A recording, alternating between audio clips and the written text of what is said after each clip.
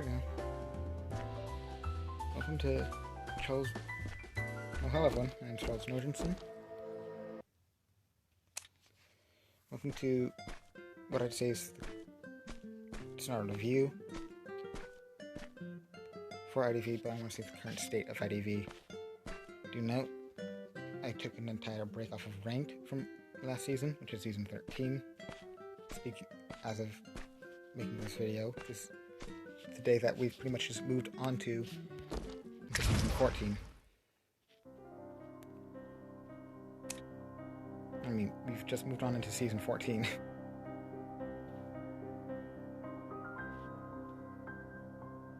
So that being said, this I'm going to be saying is what I believe to be the current state, things that may be fixable, things that need to be addressed, that type of stuff. Now, this may be in multiple parts, I have no clue. It might be in multiple parts. First thing I want to address, though, things I'll be addressing during this entire stuff is balance, how the game is currently, problems, that type of stuff. First thing I want to go into, Percy, the hot topic amongst... Oh, god damn it. Fucked up the music. Bring me my music, damn it.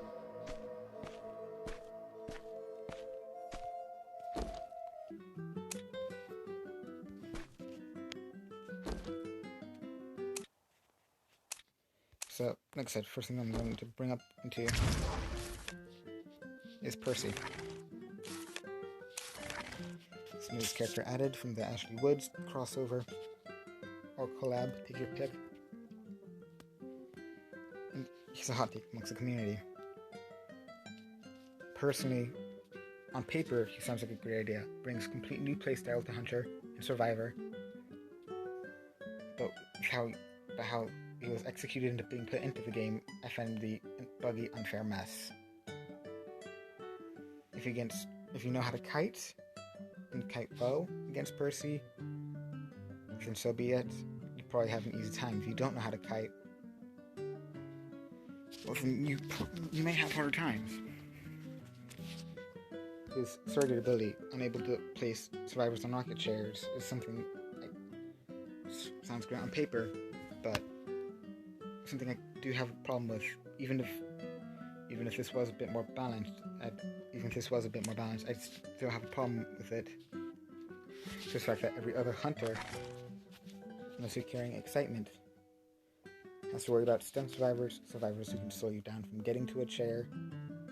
So these are survivors like Gardener, Prospector, Coordinator, Enchantress, Cowboy, Forward, Entomologist. Those can slow you down from putting characters on a chair. Percy just has to knock you down. Every other survivor has to knock you down, which can be 2 to 3 hits. Well, anywhere from 1 to 3 hits, technically. If you get a Terror Shock in anyone that's not a Merc, that's 1 hit. If it's a Merc, it's going to be at least 2 hits. Well, 3 hits if you want to immediately knock him down.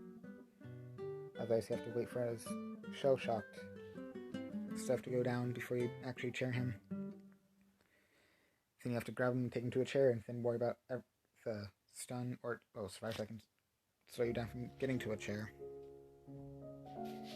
Percy just has to knock you down for a chair state.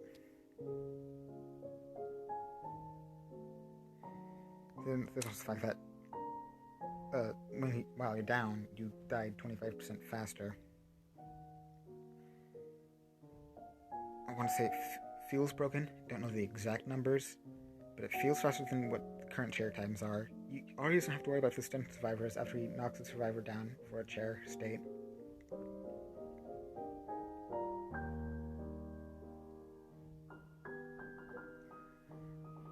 And then there's also when it comes to endgame with his slug stuff. Clong speed's increased to 200%. I don't know if it's also increased with sticker. It may be increased with sticker, it may not be. But if you get up after you're down, you have your location revealed to him for 6 seconds.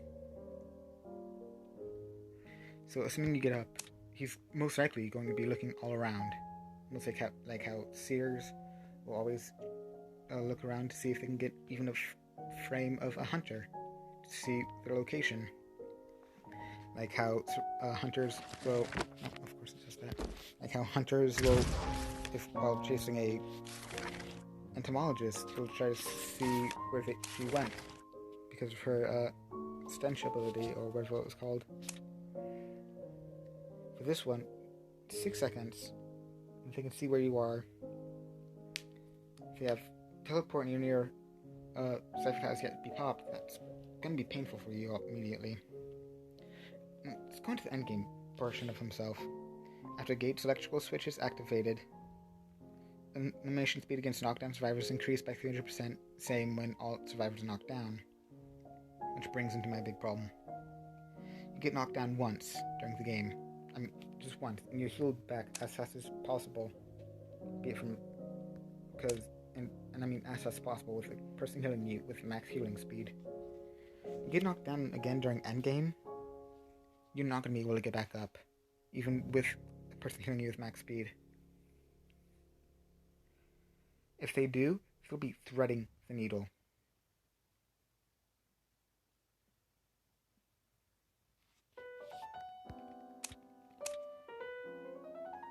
And there's also the fact that you can exit path will only work once with him. Honestly, with this hunter whose entire ability is to slug, I want to say you should always be able to get back up after being incapacitated from him.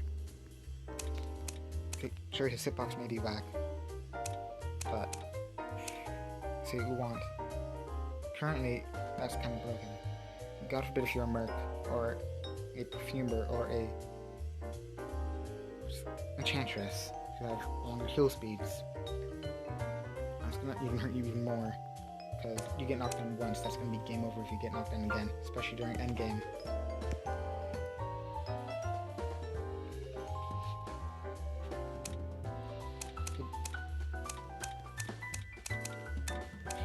I'm sure he may be getting slower as he gets more presence.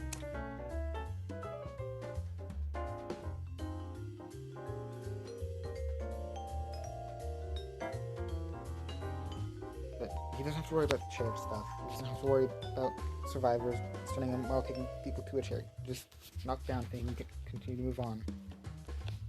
People say that one of his pretty much debuffs about him is the fact that he can't get much presence out of the persona web. Do note that we're currently looking at is from my Mad Eyes. Unless you go down the path for insolence, you will be guaranteeing a waste of at least 15 points. Go down to Trump Card, Hospitable will waste you 15 points. Build down Detention, Mock will waste you 15 points. Build up to Confined Space, Wither will waste you 15 points.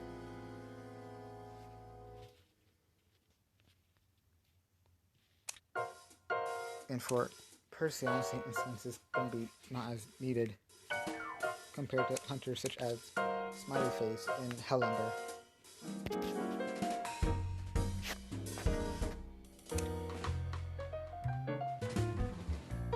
Traits such as Control Freak, Giant Claw, Wanted Order, Berserker will do absolutely nothing for him.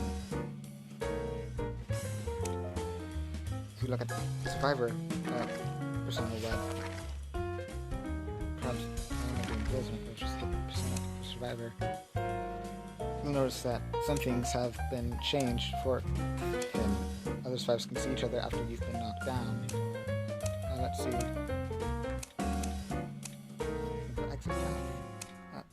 Turn after killing knockdown survivor, both you and the survivor will be invincible. This is pretty much the same for the chair, but because the Percy can't share, it's going to be for when you get down. Survivors had some traits fixed for Percy, but hunters, absolutely nothing is fixed for Percy.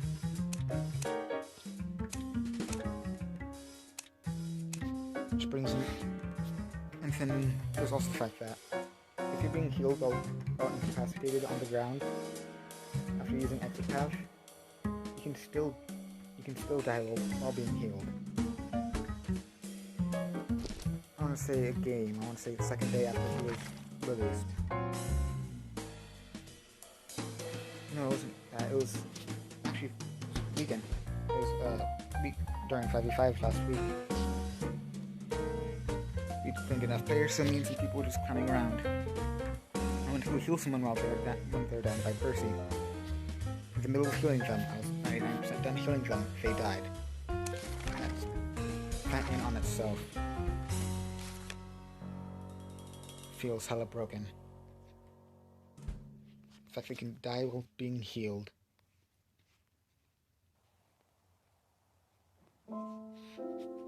Is probably one of the things that I would say is big. Can't say it's a bug, but who knows? He was only on the test server for 1 week,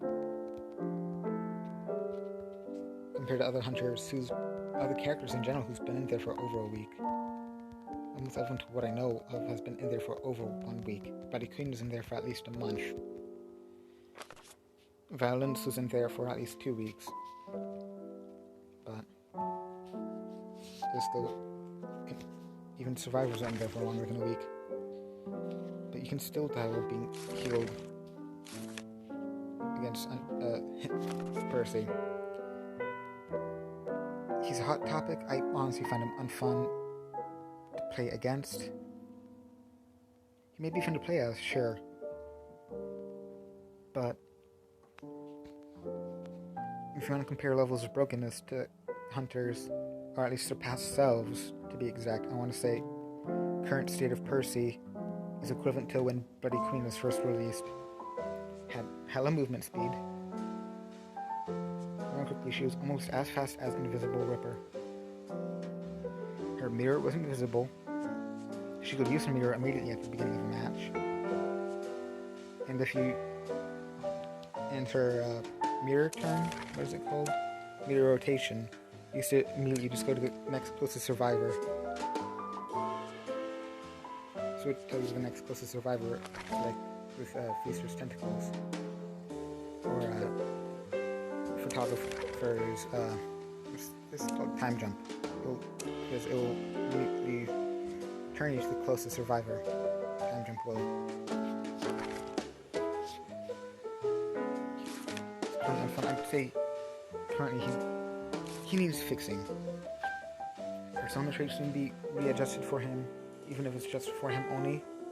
I mean, hell, survivor traits were readjusted just for him.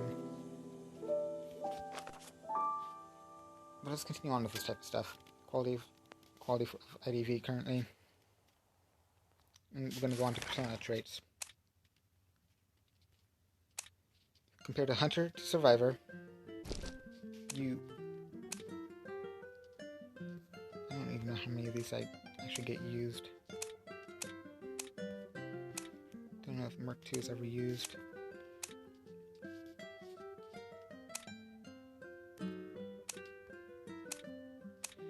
But no. Let's go make an example build real quick. So, bar time, almost pretty much every survivor runs it. That's 40 points. Then you have a choice of either 40 points being used in Tide Turner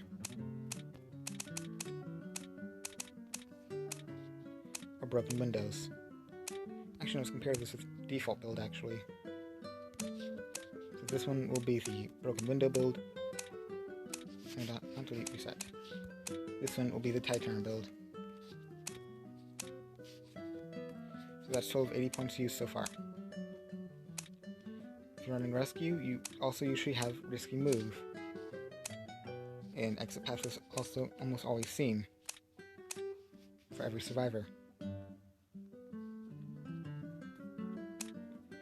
So, depending upon which one, and these are just the base of the build. You have nothing going on to the rest of it yet. This is something that you have to expect from at least one. Both of these is something you have to expect from at least each one survivor. So they're given either 30 or 35 points in wiggle room. They can switch over to Sticker if they want to heal themselves faster after being downed, if they want to be able to be healed faster and heal faster. Healing and Doctor. There's not enough for Doctor, but healing increase. Teammates heal you 25% faster. You can heal 25% faster with Doctor.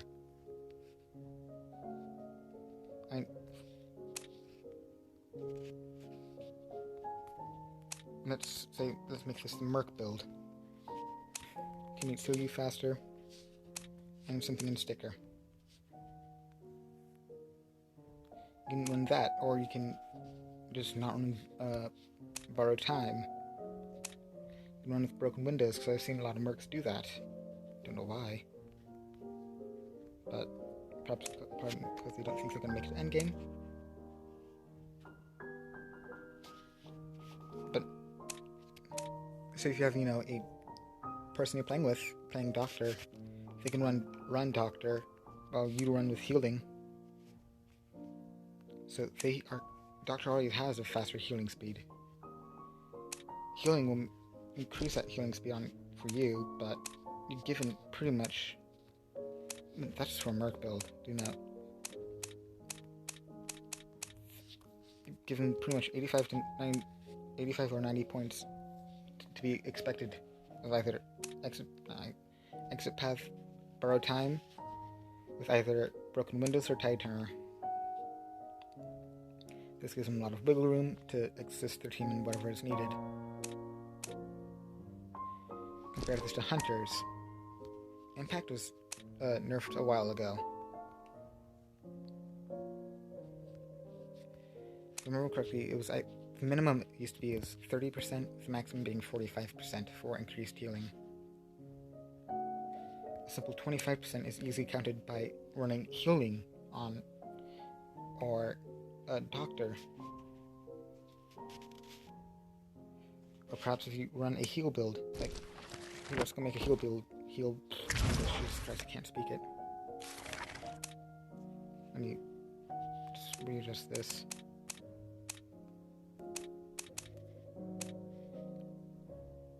Healer build.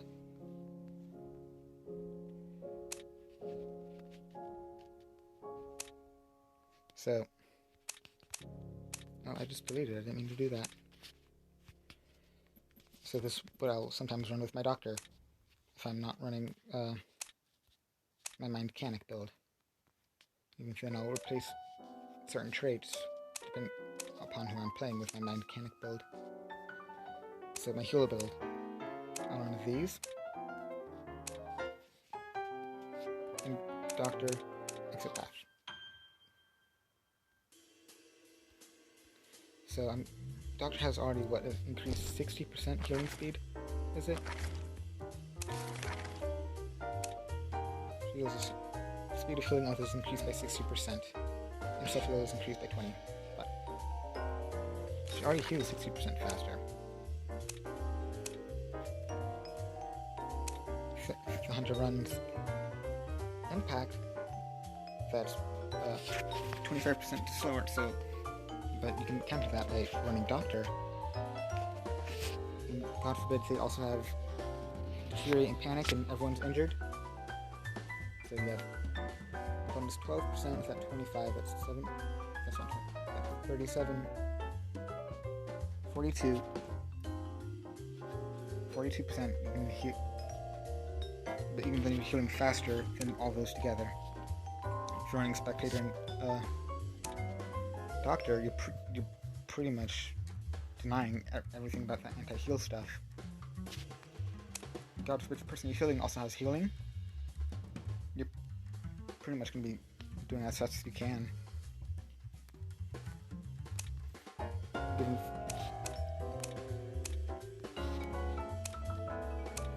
But survivors in general, their traits definitely much more useful. They can have much more variety. Not to mention, any survivor can run any of these perks pretty much.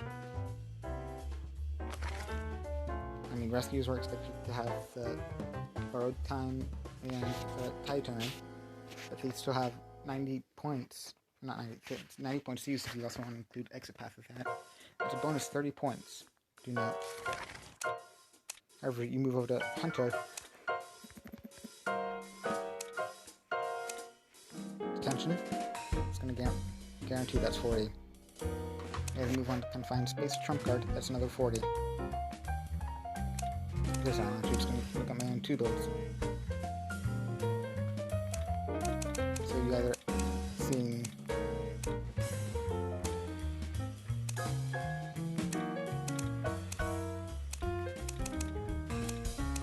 so I was now here you're seeing it's both 90, but there's things that you have to include. Are you playing a hunter that has 2 different ways to attack, such as Bonboner's bombs, Feaster and his tentacles? Let's see, Galatea and her statues, Feaster and his Mad Eyes and his gates. I'm forgetting others, but you don't have to worry about running Berserker. You're given 90 points left. But usually, when it comes to those characters, those are also much slower. So you want to end chases faster, so you'll probably be running more of this DW3 build. So you're running up and down. Usually being keyword. So you don't have to worry about this. It means you have 90 points to go somewhere, but 30 points to go somewhere, but what do you spend it on? Impact? That'll be my Feaster build. Depending on giving 5% traits to go to Panic. Only given so little wiggle room, really. If you have a character that only has their basic attack and only thinks to really slow characters down, you're gonna want Berserker. Then you get 10 points left here.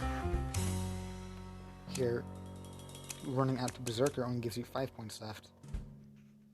Like I said, most camper hunters are usually the slower ones, and usually you'll see them running more of an up and down build. So you can take off these ones.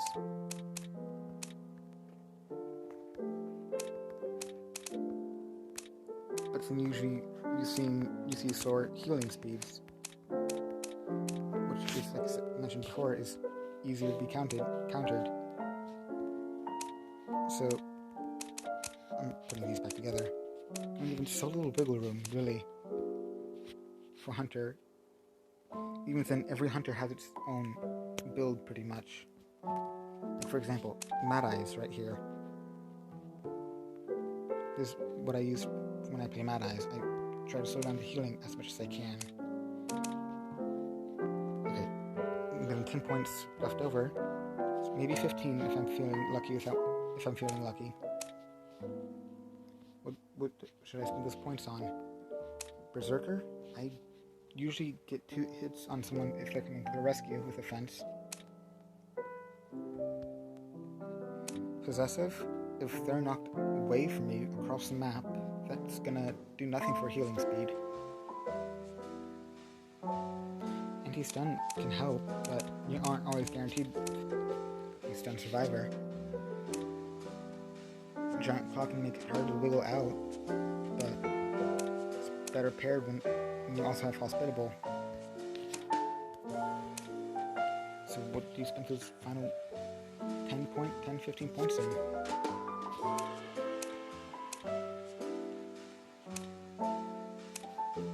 Claustrophobia isn't can't really always rely on claustrophobia because it requires all 4 survivors. Strength in general is just completely useless, I'm going to be honest, unless you're playing characters who need some more sneaky approach, like Gamekeeper, perhaps Ripper, or Galatea. This will hurt many hunters as well too, such as Feaster at the beginning game. Because in the beginning game, if someone's in your terror radius, you're getting tentacle charge, but once you get your and also in someone's terror radius, as soon as you're reaching passive tentacle charge, it's going to be the increase because of the fact that you have someone in your terror radius. So restraint will hurt him. It'll hurt a lot of hunters. I don't know any of that it really helps. Hunter's Instinct is only good for pre-game. It's good with Dream Witch, don't get me wrong. But Hunt?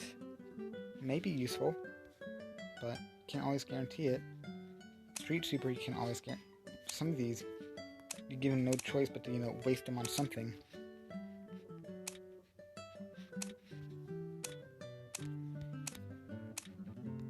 When it comes to Persona Webs, things need to change for both Percy, for himself, so he can actually get more use out of it. So it knocks him down. Maybe you can have the one order effect on someone for a certain amount of time, maybe? Maybe get effects out of Berserker, perhaps? Something needs to change for Percy there. Let's actually get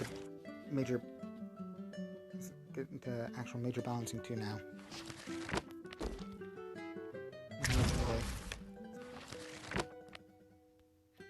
Before I do continue on with this and check this type of stuff.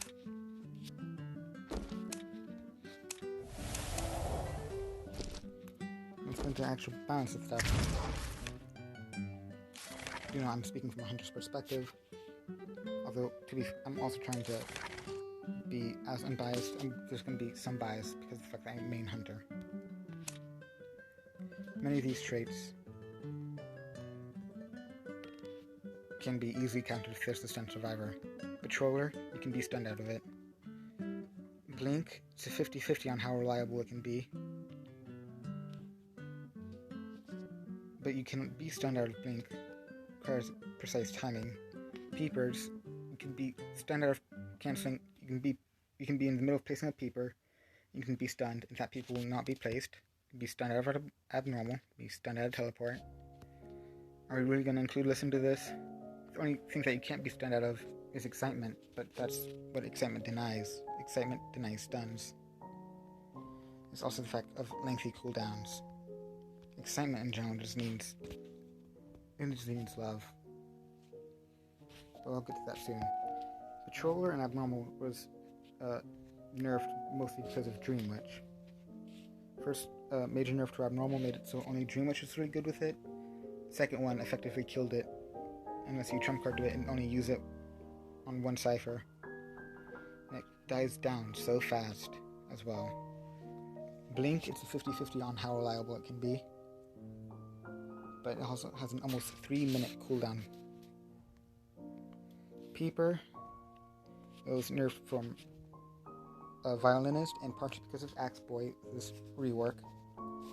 Teleport hasn't really been touched, but I feel most of these cooldowns in general need to be brought down. Minus Patroller, because I think the only character that really uses it is Dream Witch, and she wasn't really affected by it because she can have multiple bodies. But excitement needs to go down. Actually, I'll get to excitement last. Blink, with how much stuff can be in the way, I need to be brought down to at least, I want to say 90 seconds, maybe 2 minutes. Peeper, I don't know what to do with Peeper, I'm going to be honest. Maybe bring down Teleport at least 20 seconds, perhaps. Abnormal, buff it a little bit. Maybe make the maximum amount I can get rid of, maybe 10 or 25%, make it more like Pop Goes Weasel from Dead by Daylight. Patroller, I have no quarrels with. Listen, I don't know anyone who really does that. Blink has a lengthy cooldown. And now for Excitement. Excitement is dated. I'm gonna be honest. Because when it comes to survivors, there are many, over half the roster can either stun you or mess with movement speed. Thief can mess with your movement speed. Coordinator can stun. Female Dancer can mess with the movement speed. Entomologist can slow down movement speed. Lucky Guy has a chance to stun. Priestess can stun. Forward can stun. Cowboy, when he successfully lassos, you're given a stun. Not too big of a stun, but it's just enough. And he also has increased pallet stun time as well as forward. Prospector, he has magnets which can stun for a very long time. Enchantress has stuns. Wilding can push you and end up affecting your movement speed. Acrobat can affect your movement speed with his bombs. Postman can slow down your movement speed with Wick. Prisoner has a stun, albeit very small. Edgar has a stun. That's 1, 2, 4, 8, so 8, 4, that's 12, 13, 14, 15 survivors that can either slow down or stun you. Out of a total of 9, 18, 27, 29. And just over half the roster can stun you or slow down your movement speed. Yet you're only given 100-second cooldown. So say you use it once on a forward, and there's a coordinator nearby, you can beat. One person who really doesn't have to worry about that if you're running excitement is Dream Witch, but you can have multiple bodies. But if you all have them on cooldown, then she faces problems with every other hunter with its long cooldown. Say you have a character down, and a forest on his way to you, you can pop excitement, but there's also a cord nearby, and it pops. She can still go in with that stun. Excitement and general needs a buff, I'm gonna say. Most of the traits need a buff. And I think there's the big thing that's gonna probably come up in comments. If the game is hunter-sided. Statistically, sure, you can say that. Because according to rank statistics, it's going to be more hunter-sided. Something that needs to be realized is that rank isn't the game mode that's up in 24/7. Not everyone plays rank because of either it be lack of wanting to. Just there's a lot of reasons why people won't do rank. Bad times for rank. Some people. We need quick match stats to fully disprove which side is this game based. Finished. Is it survivor-sided? Is it hunter-sided? Rank will say hunter-sided, but I want to say if we had quick match stats, that will change. Because quick match, as I said, is a match that you can always guarantee that you can play into.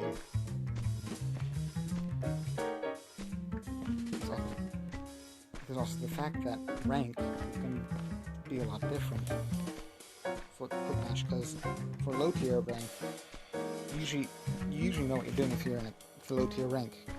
You may not have a main selected out, but you have a good grip on how to play as hunter. Once you get into mid tier rank, which ends right when legendary starts, which is complete mess as well, I'd like to say. Mid tier rank, perhaps you've just picked out a main, and so you've done quick matches for a bit, maybe played with higher tier players and customs, so you know what you're doing, so you go into rank. Then we get into the legendary. When does legendary rank start? There needs to be a defined rank when it starts. Because I have friends who are survivor mains. They've had hunters be thrown into legendary rank as low as Croc. They don't know who to ban. For some of them it's their first time. And yet you can be in Manticore and not be given legendary matches. There's also ban count. You can pretty much run any survivor you want in rank. Sure, the meta survivors is Coordinator, Mercenary, Mech, Perfumer, Seer, Prisoner, Priestess, Barmaid, Grave. There's a lot of them. But when it comes to Hunter, the real big ones is Blood Queen, Dream Witch, Wu Chang, Violinist, and Bonbon, because the first ones I can think of that are like pretty much meta hunters. And even then, if you play a non-meta hunter, you're going on an uphill battle, I'd say. Because those hunters I've mentioned can deal with most of the problems. They can do better with camping, so you can do so much. But if you play hunters such as Evil Reptilian, hunters such as Gamekeeper, Soul Weaver, Smiley Face, you're gonna have a harder time to start off with, assuming you can start off well.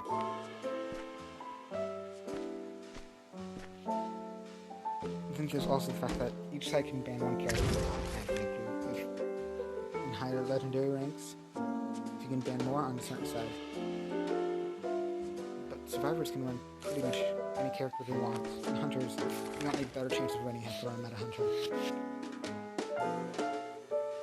Even then, the hunter you play, the build you use usually changes.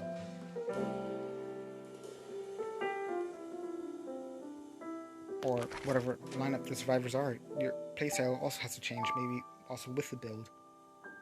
Survivors, they usually just have to, this, like I said, Hunter Bias is probably going to be coming out right here. Survivors don't have to change playstyle as drastic as Hunters may have to. And then there's the fact that when it comes to bans, I mean, Seer's going to be almost guaranteed. Seer's probably is the most banned character. Hunter, I'm not certain anymore after Blood Queen's major nerf.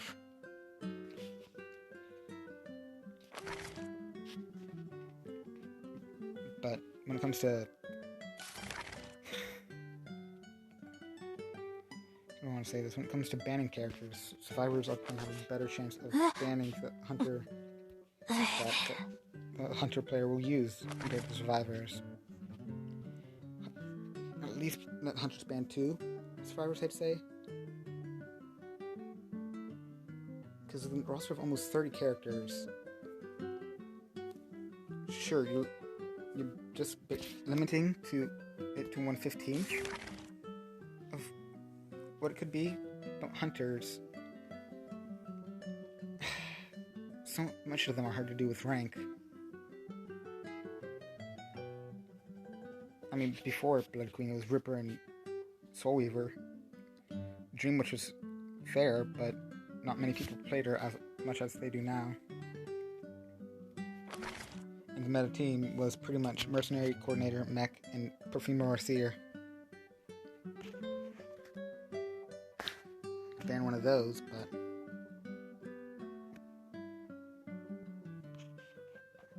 There's also the fact that survivors can change. Rescuers are expected to have a tide. Like I said before, Persona, survivors are given much more wiggle room than hunters. So when it comes to stats, you can't just solely rely on rank stats.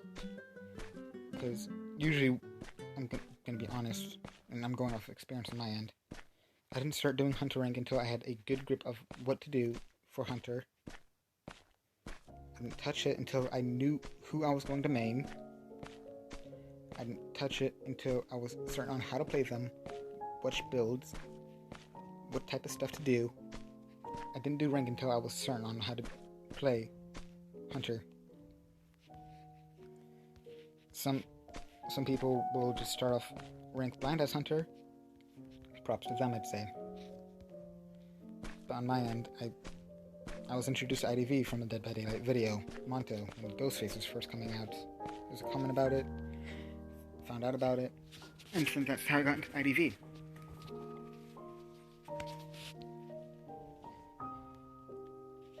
This is also at the time when the Junji Ito collab was going on.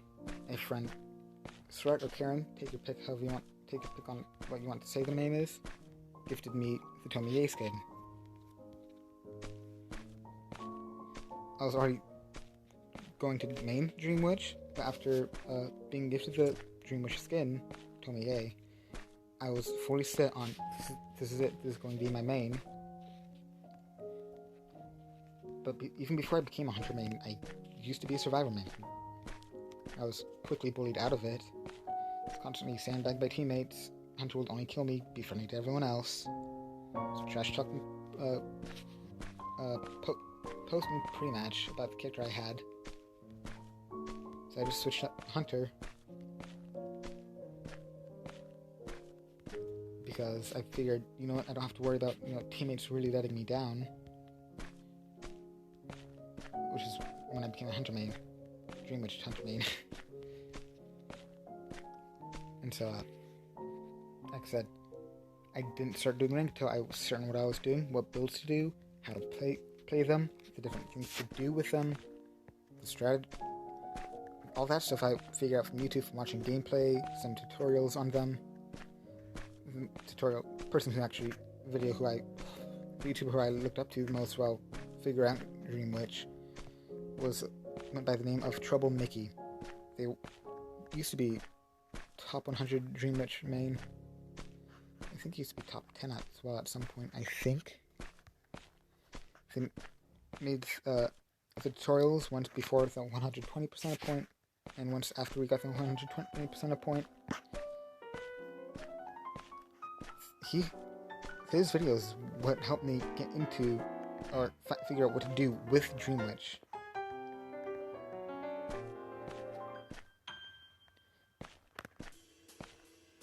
And I know some survivors will just go with, well, most survivors will just go in blind, not fully certain on what to do yet. I mean, some will, but it's a 50-50 toss-up. Because I know many survivors want to go out because of many community. If you're a low tier, your opinion doesn't matter.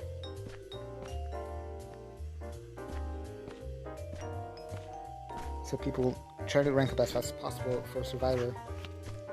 I mean, I've been in Hound since season 6. I'm not finished. And 2-3 seasons ago, I got up to Hound 1. But, yeah, that's if that's anything about my survivor skill. I'm complete crap at it. But yeah, you can't just solely rely off matchmaking because, rank stats, because of reasons, as I've mentioned. Some people will just go in completely blind. Some people will just rank is, I'm going to be honest, you can't just rely on rank for the stats for the game. We need more than just one set of stats. We need quick match stats. Because when it comes to data collecting for science, you usually have to run it over and over again, or have multiple things to run from. They just run off of rank stats, which is worth it. But I guarantee if you had quick match stats, it may tell a different story. I'm going to end this part here. I'll move on to part 2.